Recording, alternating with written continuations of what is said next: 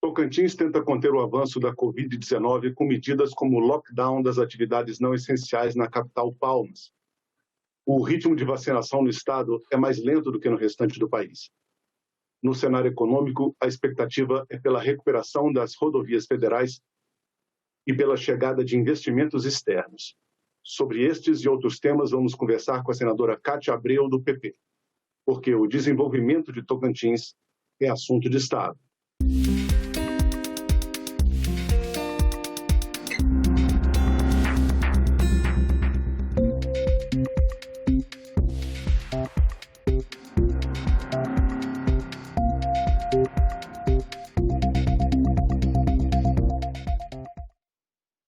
Senadora Cátia Abreu, muito obrigado pela sua presença no nosso programa. Muito obrigada, eu que agradeço, Silvio, o convite para estar aqui discutindo e debatendo nas questões de Estado. Senadora, uma questão que em todos os programas somos obrigados a tratar naturalmente é a questão da Covid-19.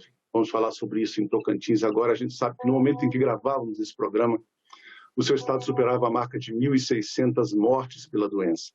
Mais de 370 mil moradores tocantinenses já contraíram a Covid-19. E o estado estava abaixo da média nacional de vacinação. No Brasil, 38,8 doses aplicadas por 1.000 habitantes, enquanto em Tocantins, 32,1. O percentual da população vacinada, como está aí no nosso infográfico, com a primeira dose, era de 3,21% em Tocantins e de 4,01% em todo o Brasil. A quem a senhora atribui, senadora, esse ritmo mais lento de vacinação no estado de Tocantins e qual tem sido a sua atuação para levar vacinas em maior quantidade e rapidez para o estado, naturalmente em colaboração com o governo federal e com o governo estadual, senadora? Silvio, a situação no Tocantins ela está crítica, ela está acima da média em termos de extrato da população, em termos de incompetência e ineficiência administrativa. As pessoas se candidatam aos governos, às prefeituras e até à presidência da República com as melhores intenções. Mas o mundo não é feito só de intenções.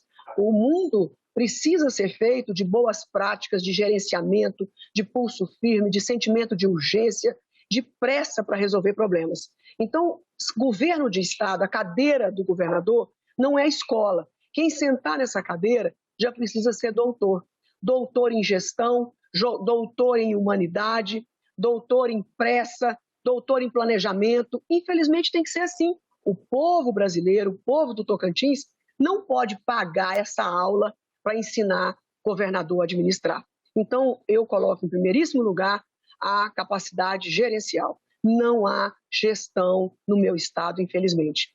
E aqui, se não fossem os prefeitos, com toda sinceridade, prefeitos que são meus aliados, prefeitos que são meus adversários políticos, mas não são inimigos, estão carregando o Estado nas costas, com a ajuda da bancada federal.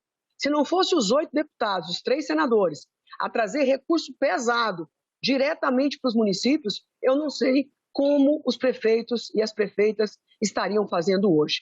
É um descaso total. Para você ter uma ideia, o próprio governo federal, não é números da Cátia Abreu, liberou para o Tocantins, está aqui o mapinha, R$1 bilhão, Silvio, R$1 bilhão para o governo do estado. Isso tudo, a grande maioria, aprovado pelo Congresso Nacional, por nós, deputados e senadores, mesmo o governador sendo meu adversário, mas a população não é. Eu tenho que trabalhar pelo Tocantins, pelo povo do Tocantins. Então, nós aprovamos o que corresponde a isso, a quase R$1 bilhão. E para as prefeituras diretamente, nós aprovamos também em Brasília 270 milhões para os 139 municípios do estado. Então, comparativamente, o governador que tem quase 1 bi e os prefeitos que têm em torno de 250, 70, estão carregando a população e a Covid nos braços e nas costas. O que o governo fez até agora?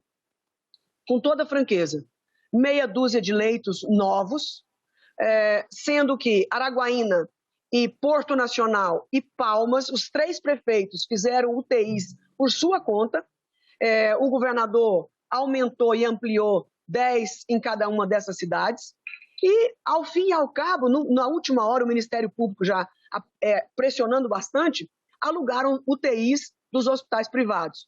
Há 15 dias atrás, eu tive que fazer uma manifestação grande, porque com dinheiro na conta não estavam pagando os hospitais privados e eles estavam se recusando a receber os pacientes. Então, com dinheiro na conta e não dá conta nem de pagar, só tem duas coisas, Silvio, quem está me ouvindo agora me perdoe: incapacidade gerencial ou corrupção, certo? As negociatas que têm sido denunciadas pelos hospitais privados, especialmente o Hospital Oswaldo Cruz, não é segredo para ninguém de que não tem mais o convênio com o Estado por conta da cobrança de propina aqui no Tocantins. Então, isso eu deixo ao Ministério Público Estadual, ao Ministério Público Federal, à Polícia Federal, que já estão investigando essas denúncias de prática de corrupção no governo do Estado e também no que diz respeito à saúde. Agora, dos 11 parlamentares, nós estamos tão descrentes de trabalhar com o governo do Estado que a grande maioria de nós parlamentares não estamos colocando mais dinheiro no governo, nós estamos colocando nas prefeituras direto, para ver se isso, o prefeito que está lá na ponta, recebendo a pressão, com o doente na porta, que ele possa fazer e atender melhor a população. Então, eu acho que dos 11 parlamentares, eu acho que não chega a 3 que colocou alguma coisa no governo do Estado. Isso é muito grave. A falta de credibilidade, a falta de confiança na bancada, no governador e na sua gestão. Vacinas. Nós sabemos que não é um problema só do Tocantins, vamos reconhecer e ser justos, isso é um problema nacional. O Ministério da Saúde deixou de comprar as vacinas em 2020 e nós estamos pagando o preço altíssimo, com vidas humanas sendo perdidas e pessoas doentes nas portas dos hospitais sem poder entrar, com falta de oxigênio, quer dizer, morrendo dentro de casa por uma ausência de vacina. O que vai curar o povo brasileiro e do mundo inteiro é a vacina. Agora, existe uma questão do lockdown. O lockdown, nome em inglês, e as pessoas usam para dizer que é para ficar em casa e é proibido sair para a rua. É proibido abrir lojas, abrir mercados, abrir isso, abrir aquilo, abrir bares, abrir restaurantes. Vocês acham que um prefeito ou uma prefeita ia fazer isso de maldade, fechar o comércio para prejudicar o emprego e os comerciantes, empresários? Jamais.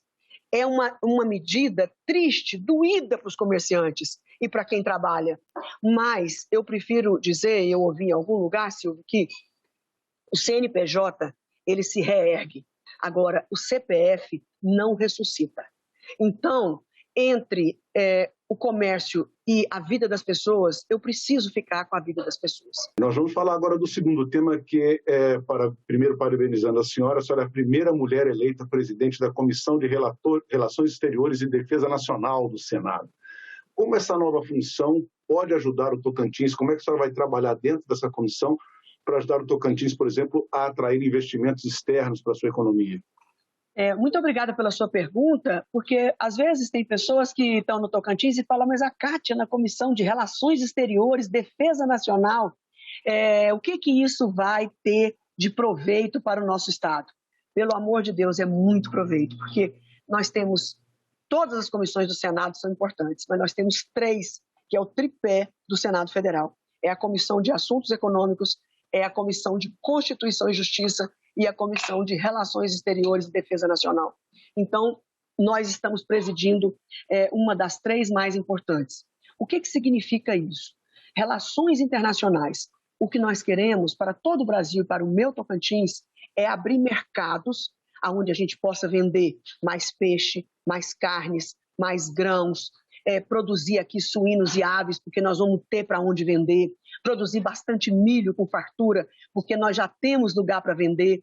Então, além de produzir para o mercado interno, para os brasileiros, para os tocantinenses que estão aqui, nós somos um dos poucos países do mundo que mais tem condições de produzir alimentos. E sem desmatar, tá, gente? Nós temos áreas suficientes onde nós podemos aplicar muita tecnologia e a gente produzir comida demais.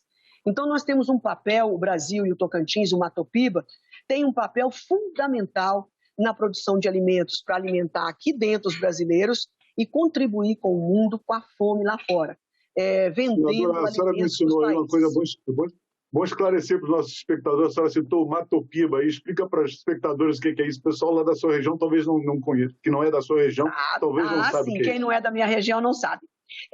A Embrapa, há alguns anos atrás, delimitou uma área, do ponto de vista técnico, científico, que seria chamada a grande área de Cerrado brasileiro e que nós chamamos da última fronteira agrícola brasileira.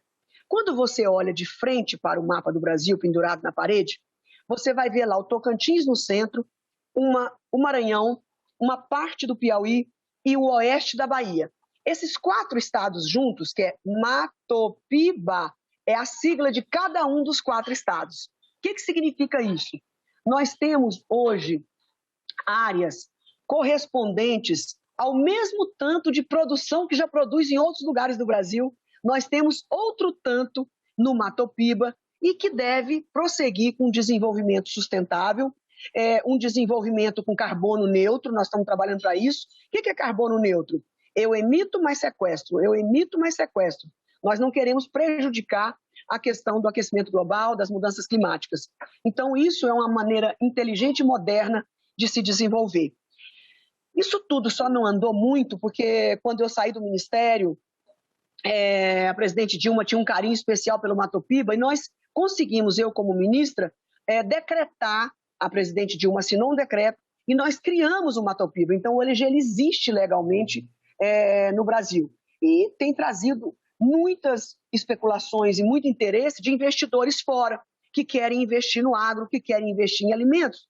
Porque tem um número curioso, viu, Silvio, que é bom que todos saibam. O mundo todo tem 7 bilhões de pessoas, certo? E a projeção é que em 2050, não sei nem se estou, acho que não estou viva até lá, mas em 2050 o mundo terá mais 2 bilhões de pessoas. Então é 7 mais 2, nós teremos 9 bilhões de pessoas. Essas pessoas precisam de quê? De alimento.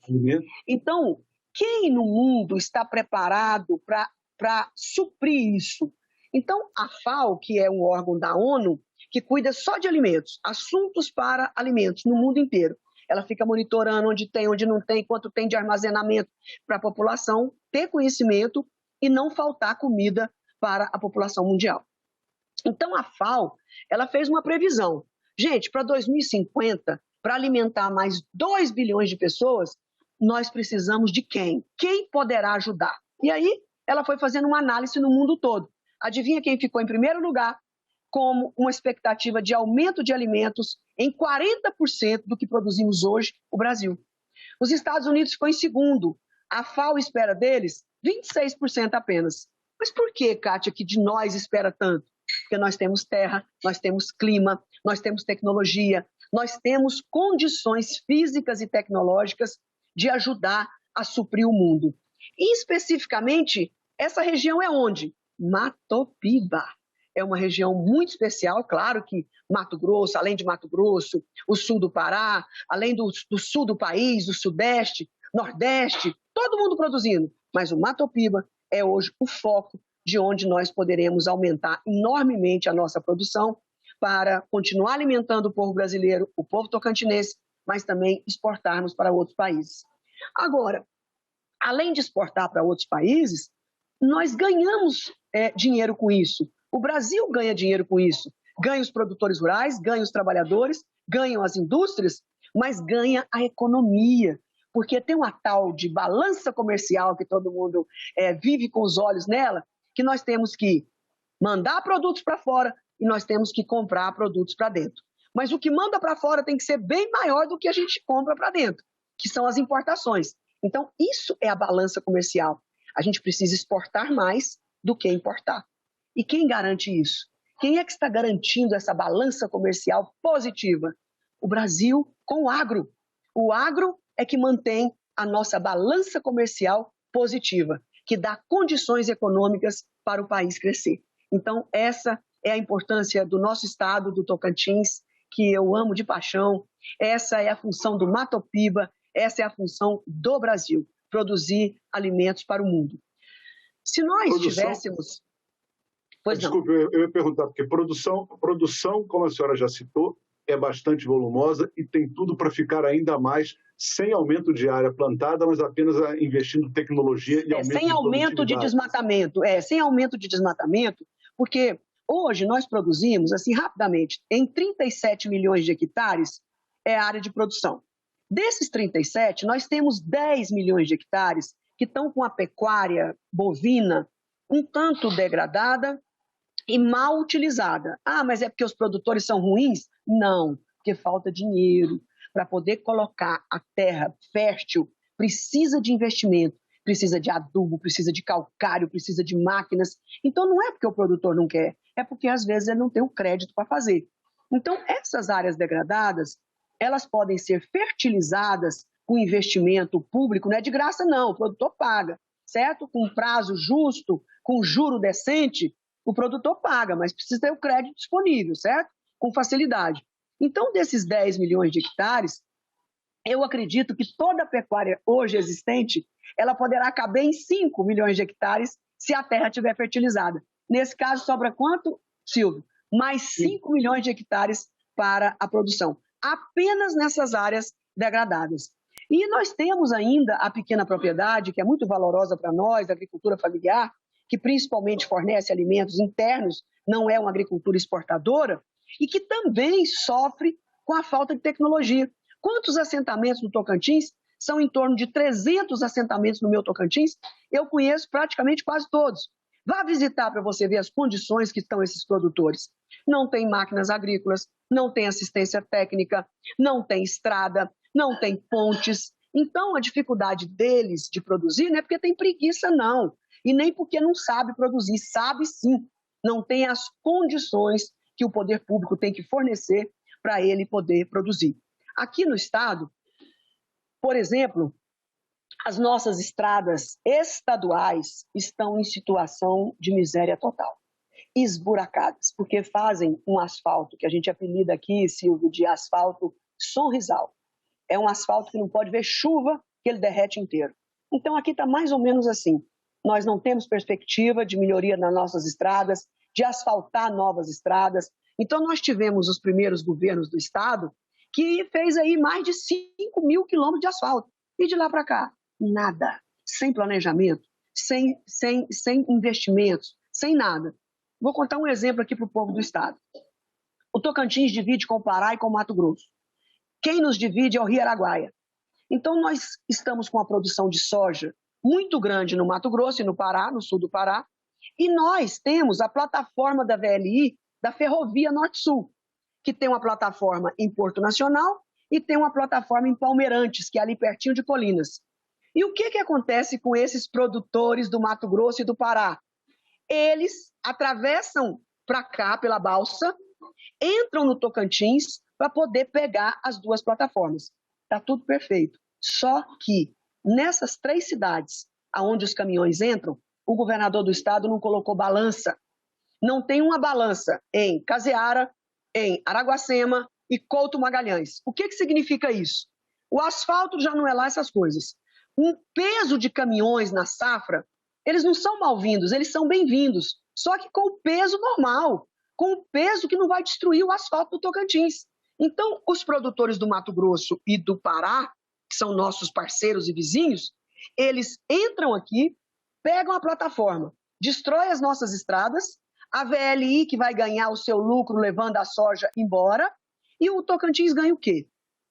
Quem é que vai arrumar as estradas que estão sendo destruídas pelos caminhões pesados do Pará e do Mato Grosso? Então, o governador do estado deveria fazer um encontro de contas com os governadores do Pará e do Mato Grosso. Como é que nós vamos solucionar isso aqui, meus amigos? Vocês querem passar? Ótimo. A VLI quer carga? Ótimo. E nós aqui no Tocantins ficamos com o quê? Nós queremos as nossas estradas. Então, no Vale do Araguaia, as estradas estão em calamidade pública. Então, nós precisamos, eu acionei agora o Ministério Público Estadual para que exija do governo do estado, porque está dando prejuízo para o erário público, coloque balanças nessas 3 balsas para que a gente controle o peso dos caminhões que estão vindo carregados de soja desses 2 estados. Então, isso é gestão, meu amigo, isso é falta de interesse, isso é falta de vontade de trabalhar, isso é falta de ter sangue no olho para poder correr atrás de problema. Como é que eu fico sabendo dessas coisas? Eu não sou melhor do que o governador. Como é que ele tem um monte de informações e não sabe agir e não pode fazer o seu dever de casa? Então, o que difere uma pessoa de outra é exatamente isso. É a vontade de fazer. O poder, ele serve para o bem e para o mal. E eu tenho usado todo o poder que Deus me deu e o Estado do Tocantins, eu tenho procurado todos os dias usar o meu poder para o bem, para que as coisas evoluam. E só vale a pena esse tal de poder, Silvio, para uma coisa, para mudar para melhor a vida das pessoas. Se você tem poder e não está mudando a vida das pessoas para melhor, ele não serve para nada. Senadora, a senhora mencionou agora há pouco a questão de problemas de gestão. Também são problemas de gestão as creches inacabadas, né, senadora? A senhora já mencionou isso várias vezes aqui no Senado. Há dezenas de creches inacabadas no estado de Tocantins. Em Araguatins, no Bico do Papagaio, por exemplo, uma creche começou a ser construída há 12 anos, até hoje não foi inaugurada, senadora. E a senhora já destinou várias emendas parlamentares nesse sentido para ajudar a concluir essas obras, inclusive para o orçamento de 2021, a senhora também preparou emendas. Para a gente terminar o nosso programa, explica para a gente por que essas obras de creche que são tão importantes para a população não ficam prontas no Tocantins, senadora. Na verdade, Silvio, essas creches foram uma coisa muito mal feita no passado, há alguns anos atrás, talvez 6, 7 anos atrás. Eu estou procurando aqui as cidades que eu coloquei já as emendas para terminar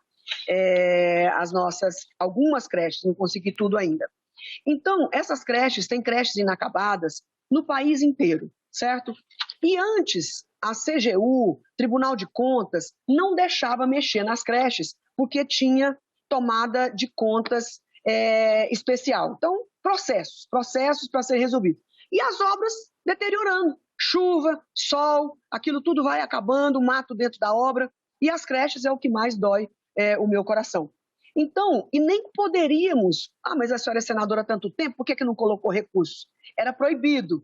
Mas agora, o ano passado, nós conseguimos um grande acordo do governo com o Tribunal de Contas e os órgãos de controle, de nós colocarmos recursos da própria prefeitura para terminar as creches.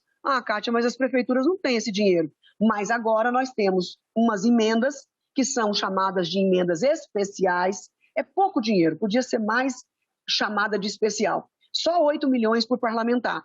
Eu peguei os meus 8 milhões de emenda especial, que vira caixa da prefeitura, para poder terminar as creches. Então, por exemplo, Darcinópolis termina lá no Bico do Papagaio. Vai terminar a sua creche com 300 mil, eu coloquei. No Paraná, outra, com 300 mil termina. Na cidade de Buriti, tem uma creche com 650 mil, termina. Araguatins tem 3 inacabadas, eu coloquei 1,5 milhão, nós vamos terminar. Em Conceição, tem outra creche inacabada, que eu vou colocar mais 500 mil reais. Então, desses recursos especiais, eu estou usando para terminar a creche. Se eu colocar outros recursos que eu tenho para terminar a creche, é proibido, não posso fazer isso. Não é emenda especial para colocar na conta da prefeitura e virar dinheiro dela, certo? Aí os órgãos de controle não permitem. Mas nós estamos trabalhando para superar e aumentar ainda mais esse valor das emendas especiais. E uma novidade, uma coisa antiga e uma novidade, Silvio, se você me permite, claro, eu gostaria aqui de anunciar. O ano passado eu coloquei 8,5 milhões para as cirurgias de cataratas no estado. É um grande programa, Tocantins Catarata Zero. Já está sendo copiado pelos estados vizinhos do Mato Piba, acredita? Porque as pessoas vêm muito para cá e ouvem falar e aí estão cobrando os meus colegas senadores. Se a Cátia Abreu fez, você tem que fazer aqui. E eu já distribuí para vários colegas o meu programa, que é muito simples, precisa de dinheiro e vontade de fazer. Então, esses 8 milhões, nós não conseguimos gastar tudo o ano passado por conta da Covid, porque ficou proibido fazer cirurgia eletiva no período da Covid, tá certo. Então, sobrou no caixa das prefeituras para cirurgia, dos 8 milhões, sobrou 3 milhões. Eu coloquei agora, para 2021, mais 5 milhões. Então, nós vamos ter 8 milhões para terminar as nossas cirurgias. 8 milhões, nós vamos operar 4 mil pessoas. 4 mil pessoas, Silvio. Então, e o programa novo? O que é o meu programa novo, que eu estou muito animada? Também vou fazer com as prefeituras, eu não mexo com o governo do estado. O governo do estado recebe o dinheiro e entra para dentro de um buraco só e depois ninguém sabe cadê o dinheiro. Então, eu estou operando com hospitais municipais. Aonde não tem hospital municipal, o prefeito está abrindo um credenciamento e pegando hospital privado. Eu vou fazer agora as cirurgias eletivas. É uma fila de quase 3.000 pessoas esperando esterectomia, laqueadura, períneo, hérnia e vesícula. Eu vou fazer essas 5 cirurgias. 10 milhões de reais eu pus agora e, se Deus quiser, vou arrumar mais dinheiro e quero colocar mais para zerar a fila de cataratas. Desculpa, nós vamos zerar a catarata também, mas eu quero zerar essas cirurgias. Por que chama eletivas? Porque não é urgência, certo? É urgência para a pessoa, claro que é, mas não é aquela urgência, por exemplo, do derrame, do acidente, da apendicite, do infarto. Então, isso é urgência. E essas outras cirurgias são chamadas eletivas. Então, eu quero fazer esse programa que chama Tocantins Fila Zero. Cirurgia Fila Zero. Então, eu estou contando com a ajuda de vários médicos do meu estado, médicos maravilhosos. Os prefeitos das cidades onde eu vou operar estão amando, porque são mais ou menos 6 cidades, 8, que vão operar os pacientes das 139, igualzinho a catarata. São 8 cidades que operam as 139. E o prefeito não gasta nada do dinheiro dele, claro. A senadora coloca as emendas parlamentares para que a gente possa trabalhar. Então, essas são as 2 grandes notícias na área da saúde que a senadora tem para 2021. Senadora, muito obrigado pelas notícias e muito obrigado pela sua presença no nosso programa.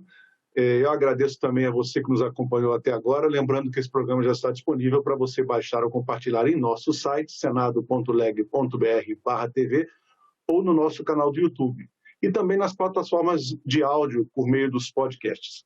Obrigado pela sua companhia e até o próximo Assunto de Estado.